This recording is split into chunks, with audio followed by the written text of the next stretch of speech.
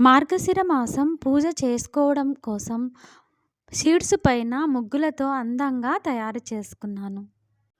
పూజ గది వెడల్పు వచ్చేసి 116 సెంటీమీటర్లు, పొడవు 51 సెంటీమీటర్లు.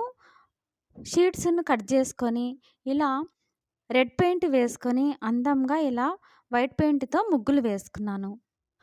మార్గశిర మాసం వ్రత కథ, షీట్స్ పైన పెయింట్‌తో అందంగా ముగ్గులు వేసుకోవడం అన్నీ మన దుర్గా హోమ్ టాక్స్ ఛానల్‌లో షేర్ చేశాను. ఈ వీడియో మీ అందరికీ నచ్చిందని అనుకుంటున్నాను.